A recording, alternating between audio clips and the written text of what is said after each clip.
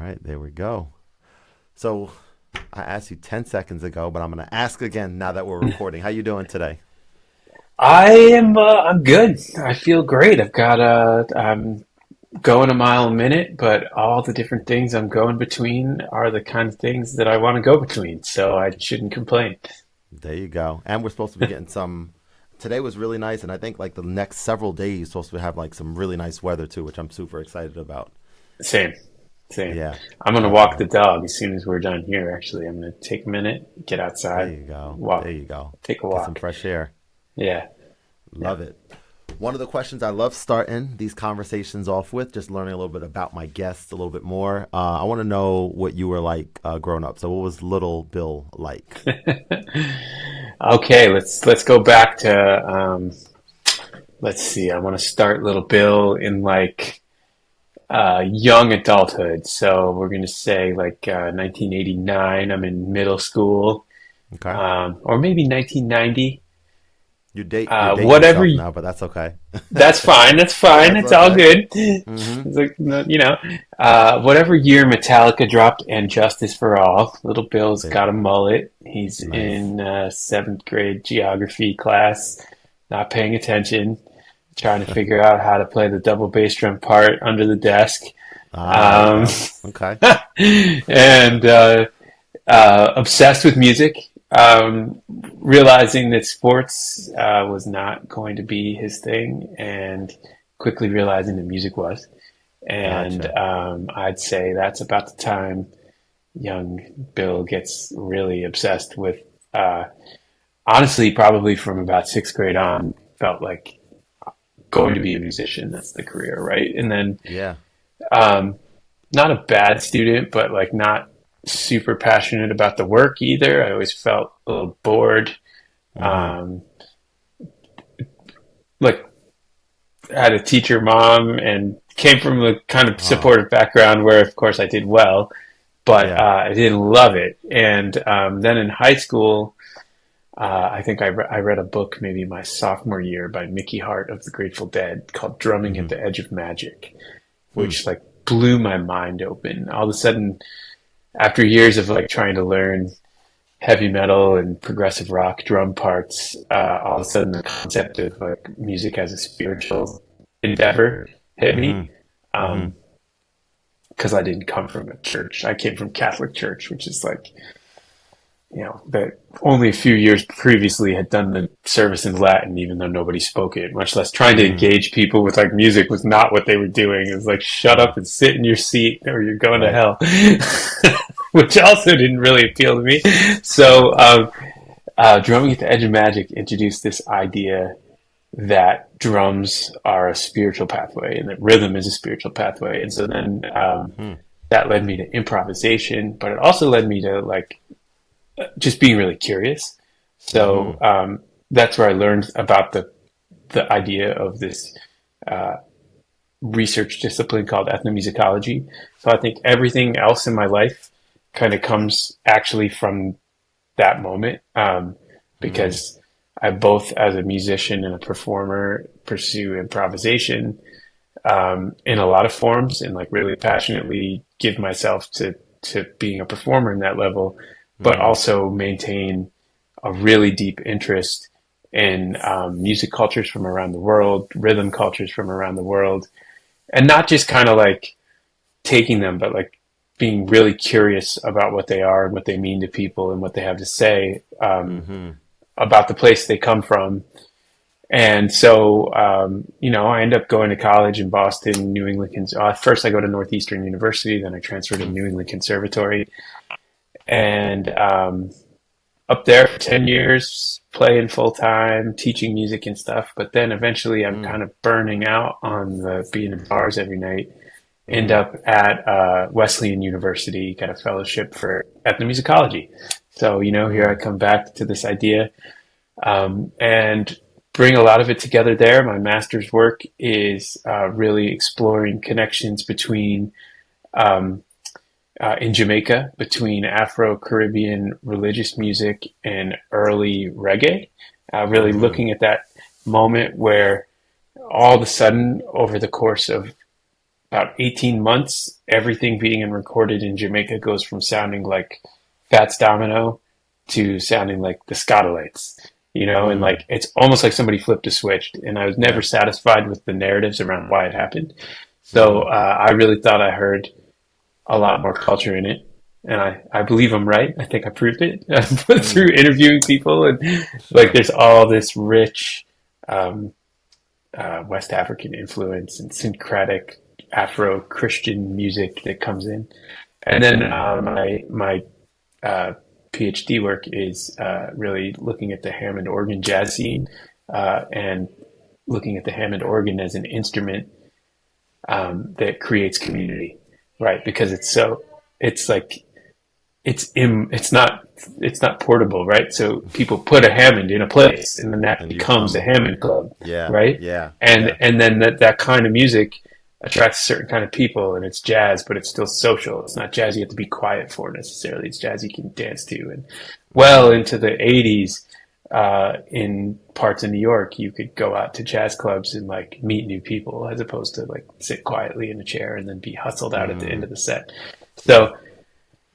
So yeah, those are my journeys, and all along and all of that stuff, I'm performing. I'm really interested in the music, but I'm also, like I certainly had mentors in Caribbean scene, even in Boston when I was living up there. I played a Mm-hmm. lot in West Cambridge, which was at the time a really Caribbean neighborhood. There was a Mm, really great Caribbean club there called the Western Front. And I used to play in bands that would be the house band for different singers and stuff. So I learned like all the reggae stuff and would try to hang out with anybody who would let me hang around and learn from them.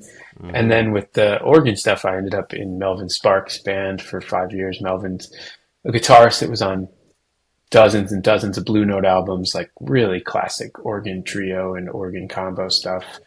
Sampled. He's Mm, on tons of hip hop tracks via sampling. mm-hmm. Um, and he was a great friend and mentor until he passed. And Mm, so I feel really lucky to have had these awesome mentors along the way, and the kind of frame of mind that makes me want to seek those people. And mm-hmm. but also lucky because I feel like that's a type of it's harder to get those relationships now. Like the way the music industry has changed, Mm, there's yeah. less opportunities for that because there's less work in the industry. And so anyway, Mm-hmm. um, but all of that stuff leads me to where I am now, which is Mm-hmm. creating school curriculum that kind of takes all of that. But how can we align it to U.S. history, and how can we find math in it? How can we all of that? Yeah, Mm-hmm. Well, that's fascinating, by the way, and I'm so glad that I didn't know this level of intricacy about your musical background prior to this conversation. Like I mentioned earlier, I purposefully wanted to learn about you live, even though we're not live, but in real time like this. sure. And I'm absolutely fascinated by so much there. One thing that I wanted to ask, you mentioned three instruments. You mentioned the double bass, you mentioned drums, and you mentioned the organ. Which of those do you play, or did you Yeah. play? No, I'm a drummer. Let's see. Okay. That's those. Those are my Ah, Jamaican. Those there are you my Rasta go. drums. There's a few snare drums Yeah, up there.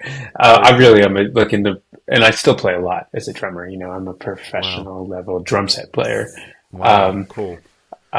and I can bang around on an organ. I can bang around. I'm a campfire grade guitarist, Okay. um, but yeah, Gotcha. I'm a drummer. Drummer is your main. Okay. Okay. Yeah. Yeah. There's so much about music that I'm just utterly fascinated about. Right. I posted something yesterday. I'm in the process of learning Claire de Lune by Debussy, French composer, which Hmm. most of us have heard the song if you don't know it by title, right? And I'm sitting there playing this song from I think the 1800s, I think is when he was around, and it's just unbelievable how intricate and how amazing. There's so much about it, right? There's so much about it that I just appreciate deeply, and I'm just loving this journey of like learning it right now, right? But I'm like faced with this like question that I find quite interesting, which is like when he was making this song, he knows or he knew that it was good.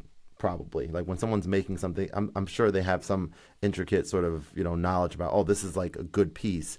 But any idea from his mind whether or not it was going to be to the point where people, centuries later are playing it still? Same question, or, playing it and learning it. Same question. I was at my father in law's 75th milestone birthday surprise party this past weekend. And they were, I forget exactly what song was being played, but it was like, a song from like the 70s, like a funk song that we all know. I forget exactly which one it was. And all different generations there, from people around my father-in-law's age all the way to, my age and even younger. And we're all jamming to the same song from many decades ago.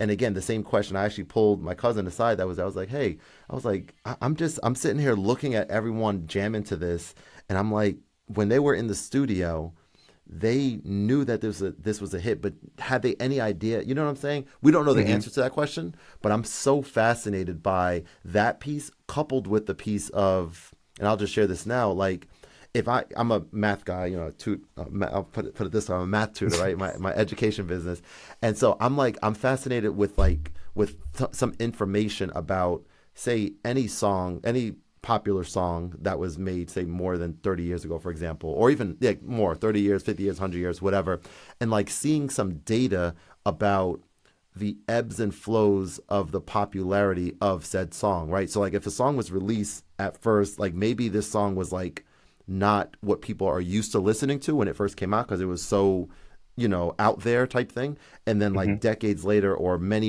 years later, I think even like the composers, pianists and stuff like that, like the ones that were really pushing the boundary and stuff, that stuff is just so interesting to me. So I even like think about like my music, right? My music that I produce, that I make, it's different than what we hear on the radio, or I don't even like listen to the radio that much, but it's a different sound, right? And I don't know. That's a lot of different things I'm just kind of saying right now, but I just find it interesting, like all these different elements of music, to be able to have conversations like this with you, with people who are, more than just, oh, this sounds good, but there's like a deeper layer to this whole thing. Sure. Yeah. I don't know. I think nobody, I think somebody can have the feeling while they're making something like, oh, this is a hit, Yeah. but there's so many layers that there's so many obstacles still to clear before it can get to everybody's ears, right? Yeah. And I think it's really interesting. You mentioned like seeing the history of like how engaged with the song people are. Um, we live in such a funny era. Like I grew up in the era where you had to buy, well, first I was buying cassettes and then I was buying CDs, but you had to go out and purchase something if you liked it, right? And then you owned it, and so Yeah. then you could listen to it. But now with everything being available all at once, to me, the downside is I think there's incredible like learning piece to the act of discovery. Like I had a fine when I quote unquote discovered Miles Davis when I was in high school. Hmm. I had a personal journey into who Miles Davis was, right? And Right. I'd buy one album and it would be him with Charlie Parker in the late 40s, and then I would buy another and it would be him with an all electric band in the early 70s playing like completely different music. And the Hmm. process of like trying to figure out what those things were, like made me have conversations with people and like seek knowledge and like create relationships on that path. You know what I mean? Hmm. Which is Hmm. really, I think, a beautiful, beautiful experience that I wouldn't trade for anything. Right. However, I think it's also so incredible the way everything is available now. And so if like you could put a piece of yours up on Spotify or whatever, right? And it could have Hmm. like 20 streams, but Right. then it could end up placed somewhere where it becomes part of a narrative or part of a video and gets acknowledged. And then all of a sudden it could have a million streams, right? And Hmm. then they could die down. And then 10 years later, that could happen again with something different. And so I Yep. love, like, Yep. my daughter is 12 and is a really active consumer of music, but Hmm.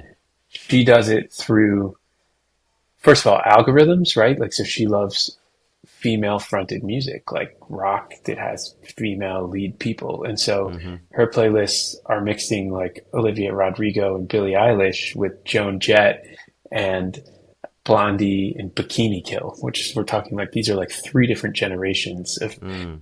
and she's Yeah. just, but it's feeding her that, Yeah. Yeah.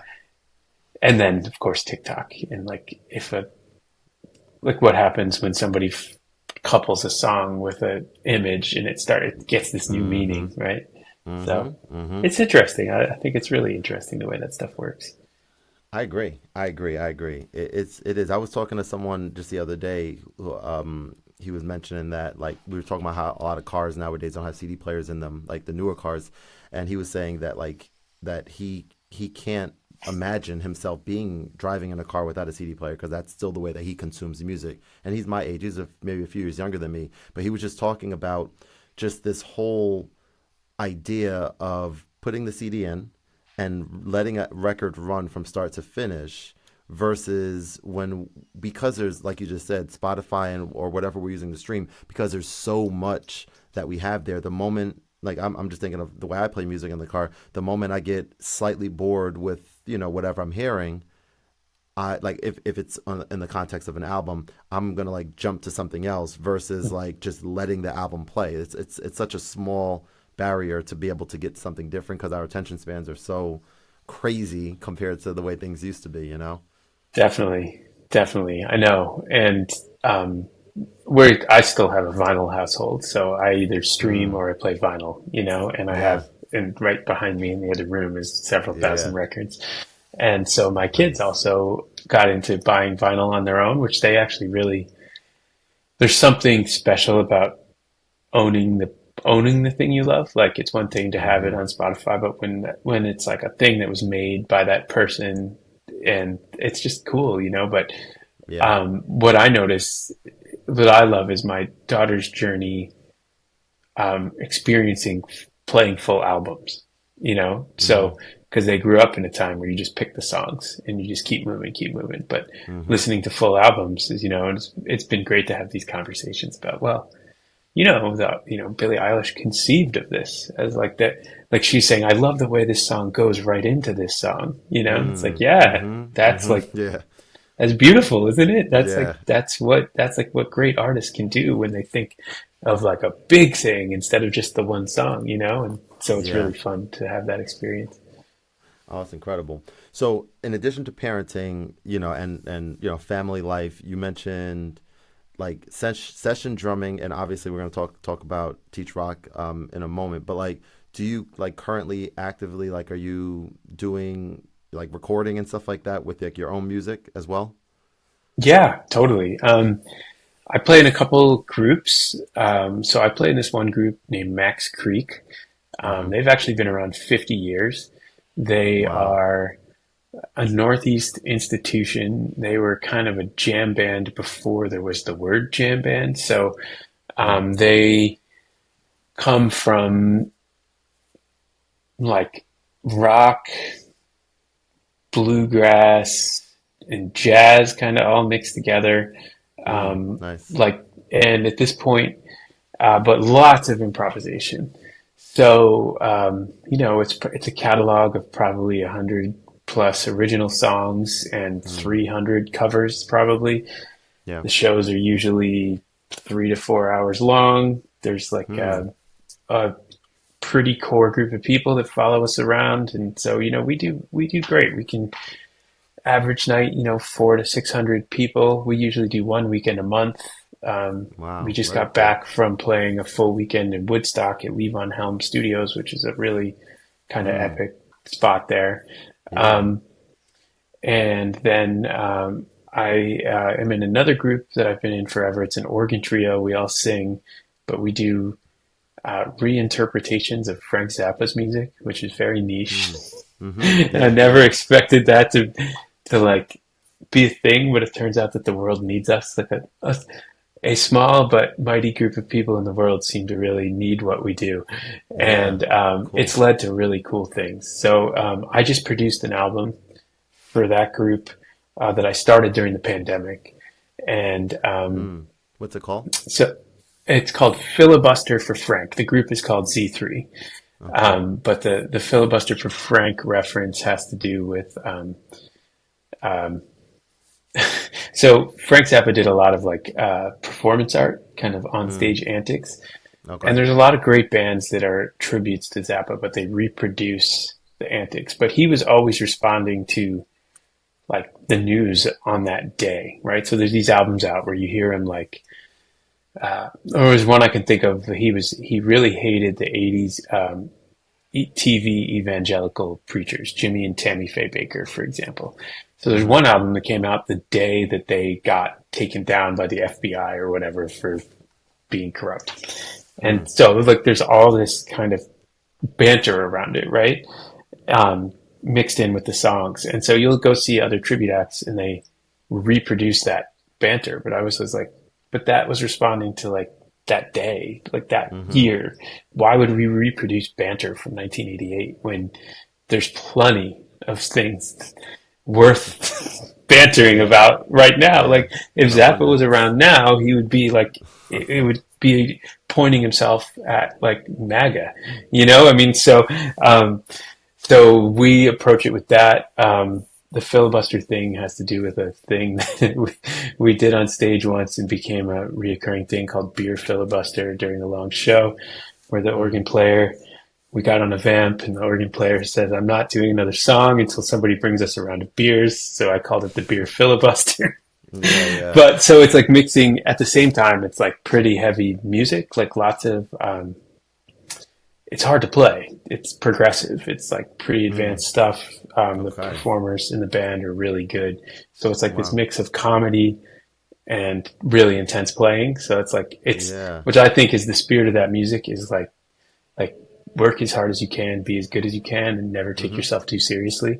You Mm-hmm. know, Sure. Sure. which is what I love. Which what really attracts me to that. It's like laugh at yourself and Yeah. also be awesome. So Dude. Well, so yeah. where do I would love to for we'll take that offline, but I'd love to see one or both of those bands perform. Where do you guys usually perform at? Is it mostly in New York or around So Northeast? Max Creek is like basically mostly New York City to Maine, and Mm-hmm. then like out west to Rochester, New York, you Mm-hmm. know, and then Mm-hmm. usually once a year we fly out to Colorado and do a weekend in Denver.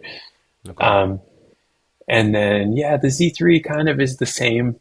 The thing is, I used to go further and push harder, but you know, I really love my job.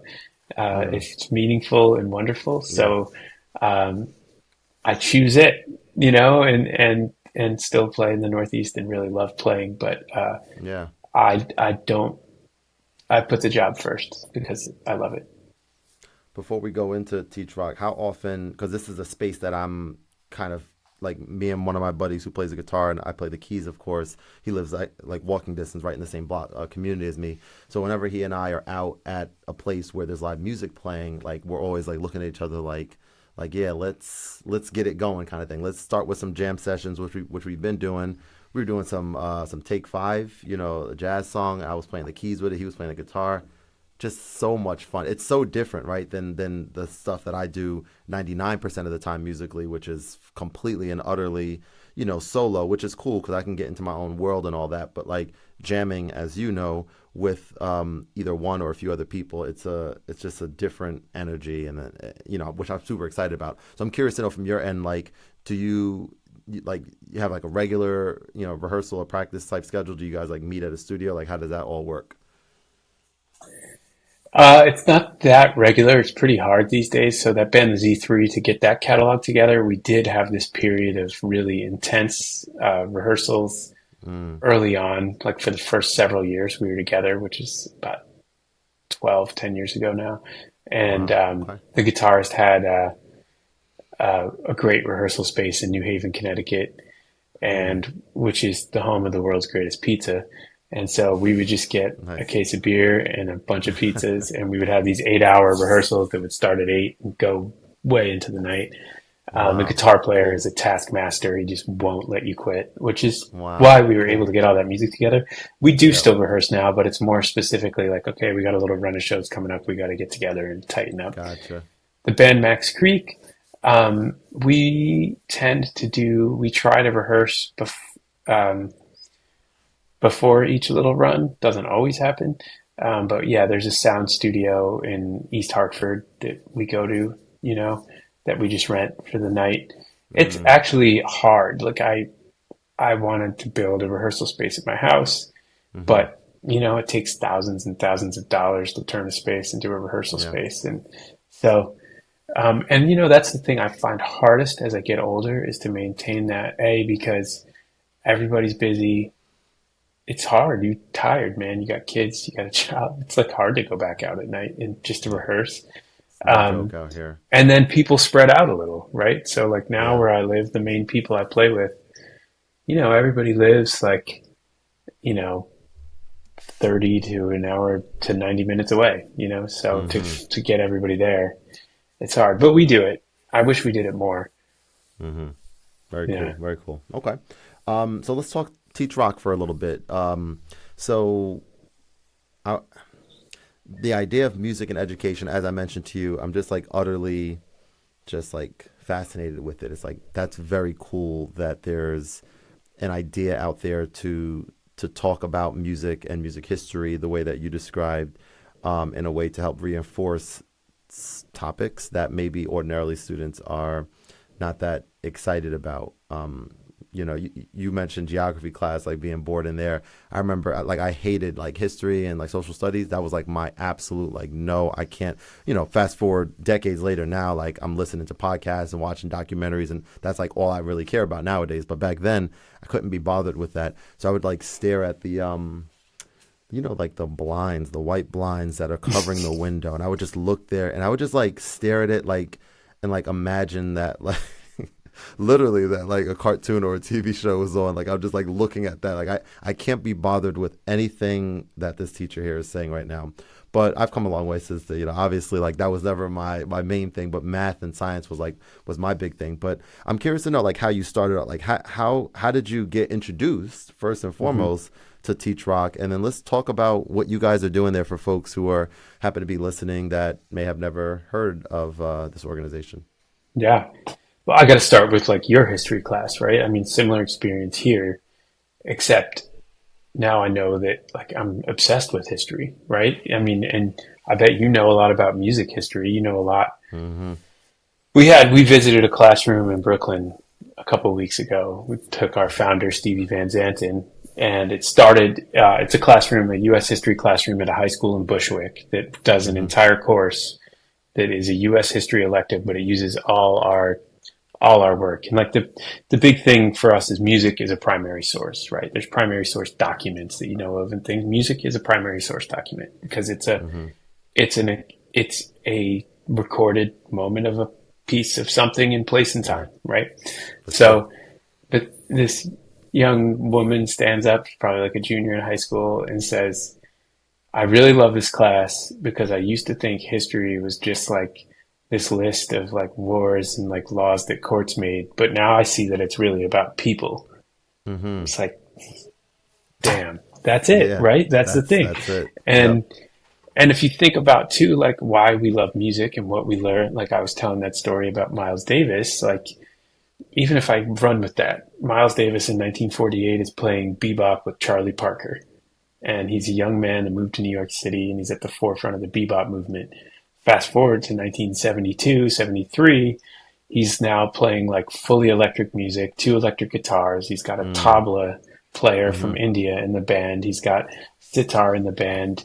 He's got a big PA system. They're not wearing suits anymore. They're wearing like wild colors and dashikis and different stuff, right? Like even if we just explore like what's the line that goes between Mm. those two, to how many historical things could we come to, Happen. right? Yeah, that's You know, true. Yep. so I think if you're, what's awesome about that is that I think a lot of history teachers think that way. Some are already doing it, and others you just say, hey, check out this thing we made so that you can cover this topic using this music first, right? And Mm. so to what it is um, the concept of teach rock is to always use music as the entry point to a subject area, right?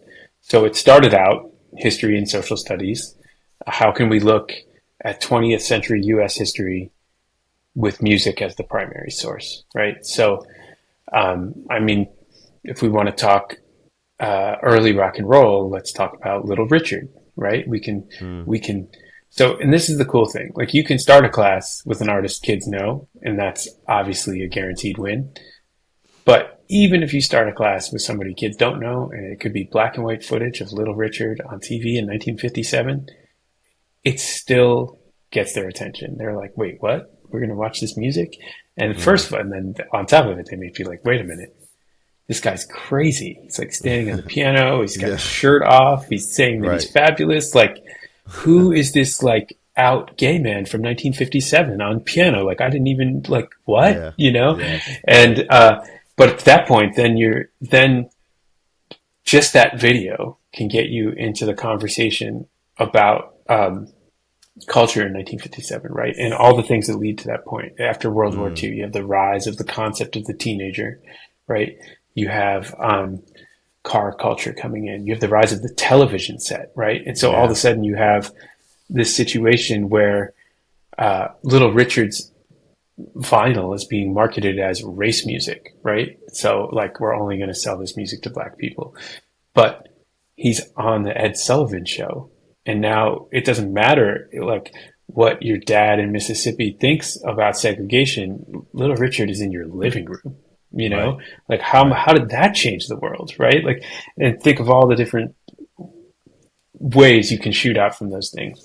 So our mission is always to find those moments and then say, okay, well, here's what history teachers have to teach. Like, here's the standards. How can we align this concept to those standards so that they can just pull it in a class and it's not even like they're doing something extra? And how can we build something Mm. out? Um, and so then we've really started to try to apply that to as many subjects as possible, right? So how can we make middle school math lesson plans that help teachers introduce graphing data by comparing record sales of Beyonce and Rihanna and then looking up their own favorite artist and putting it on the graph, right? Yeah. Or, Yeah. come up with like, you know, first we're going to look at Jackson Brown's last tour and how many trucks he had and how many miles he drove and how many miles per gallon they get and what the cost of gas is. And we're going to come up Hmm. with this. And now you're going to plot your own tour. Like, what cities do you want to go to? And like, you know what I mean? And we're going to Yep. use those math operations, but we're going to do it this way.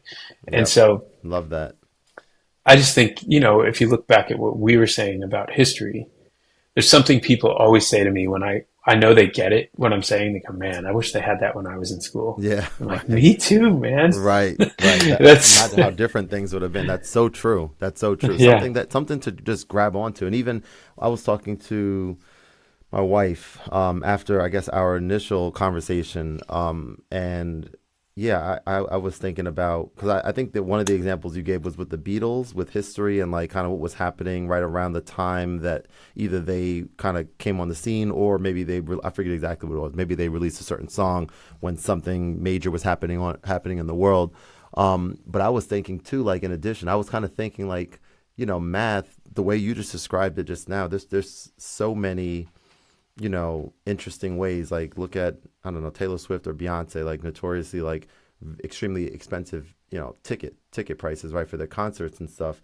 And so I'm like, all right, well, like all of the things that go into making the concert, marketing, lighting, just everything. There's 20,000 other things that I'm probably not as privy of, but like kind of like having some type of math type problem to figure out, after all those things are paid off, like how much money is like left over, say, to go to the artist, for example. Like I'm interested in Right. that, for example, because artist A versus artist B. Artist A may have I went to a Kanye concert a long time ago, and it was not one of his like it was the one with him and Jay-Z. So it wasn't like one of like the spectacular concerts with like a whole bunch of interesting and probably expensive effects and all that stuff. It was just like him and Jay-Z on these huge pillars just rapping, and it was fine, it was cool, but it wasn't like anything interesting, right? Versus say, I don't know, like a Childish Gambino concert I went to, for example, or I once went to a Nas concert as well, but like something with like a whole bunch of other stuff where you can tell like, wow, like they went all out, like all that stuff Hmm. costs money. And so I'm kind of interested in that from the math perspective. So that's cool that there's like now a direction kind of saying, oh, well, actually music could be integrated into not just these subject areas, but it can kind of go across the board, as long as you're creatively Hmm. thinking about it. And if you want to get more advanced, I mean, music is vibration and vibration is math. like There you why go. do we say Yeah. A440? Yeah. Yeah. That's math, man, right? Right. Like Right. that's all math. It's pretty advanced Hmm. math, high school math, Yeah. but it is Totally. math. Yeah. Science, So, yep. how fast the BPM is to get you amped up or something like a techno Sure. song versus something like all that stuff as well. It's really cool. I really think that that's yeah, it's really interesting stuff. So Yeah. let me ask you this now, like looking into the future. Do you guys see a scenario? Because obviously you guys are based out of New York. Do you see a scenario where you'd like to have this type of program available, across the country, different states? Well, our founder Stevie Van Zandt would say every school in the country is when he'll Mm. relax. Yeah. Okay. And that's Okay. my job. Um, Yeah. but I think so. So, like, we're two things at once. We're what's called an open educational resource, right? So we make all of this curriculum, um, and it's kind of just packaged as lesson plans a teacher can use, right? So we'll partner with a film or a documentary or something. For example, like we partnered with this cool film, Rumble: The Indians Who Rocked the World. It's all about Native Americans in American popular music.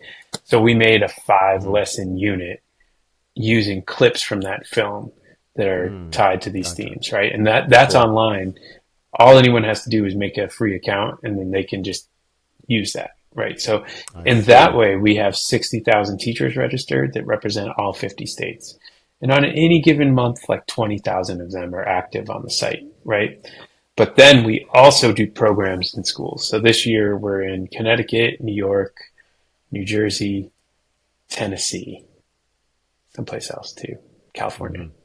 Mm. I'm missing something. This is bad. But anyway, Mm-hmm. you get the picture. And in those places, we're working directly with the schools. We're helping them implement programs.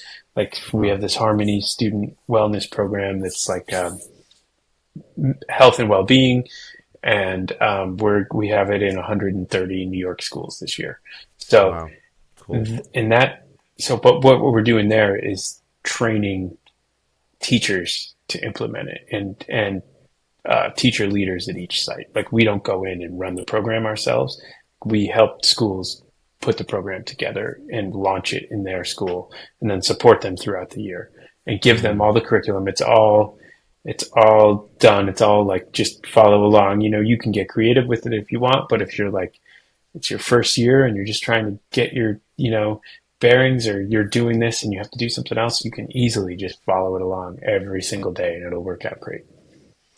You just shared something that I'm just like, oh well, this is really interesting. Okay, so there's two areas. The first area that you just described, correct me if I'm wrong, but if I go like if I wanted to get access to some of these resources, the less not I guess the full on lesson planning, but like the yeah, just the resources that you mentioned that are available to anyone.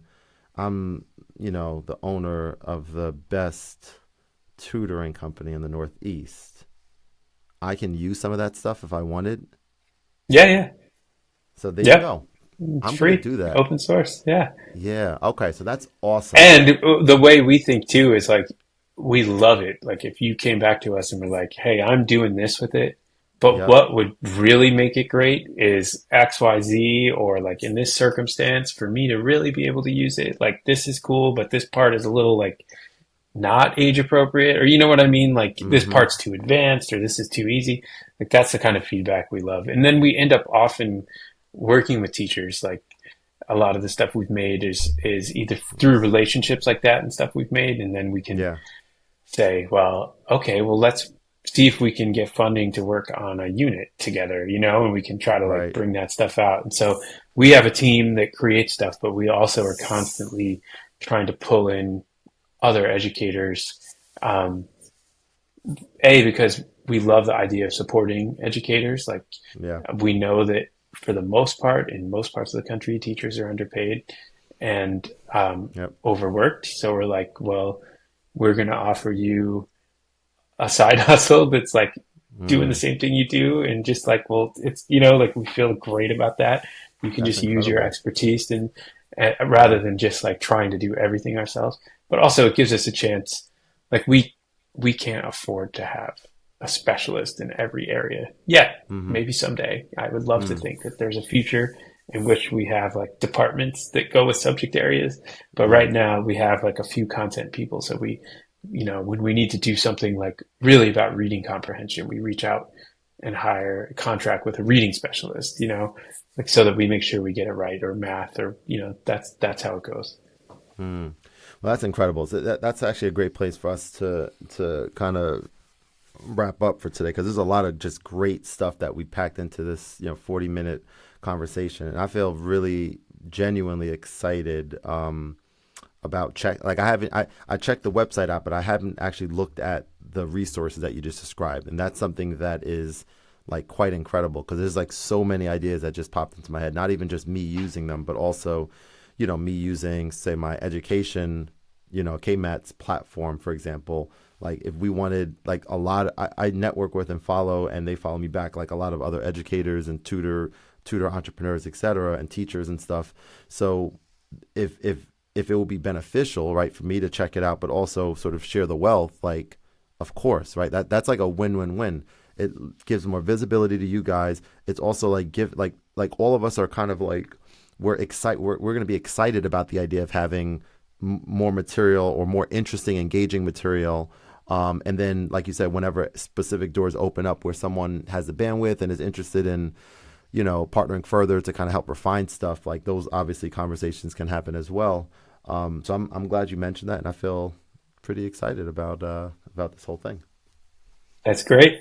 Yeah. Hmm. Look forward to hearing about how it goes too, especially actually, honestly, math is the place where we've made things, but we're so strong in social sciences and have so much usership in Yeah. social studies, history, music and general music, language arts, that we've made some great math material, but we just don't have this like base of teachers yet to get all the Mm, feedback we want to get. So it would be gotcha. really helpful to, That's awesome. Good to know. yeah. All right, cool. That that sounds great. All right, my man. So this was a really, really great conversation. Really enjoyed chatting with you, and appreciate you taking some time out. I know you got a lot going on. So I do appreciate it, and I'm excited for people to have a chance to hear a little bit about you, and about what your organization's all about. Yeah, and I appreciate it too, Kevin. It's really, really nice to be here, and I appreciate the questions and the chance to talk. Of course, man. Have a good one. Thank you.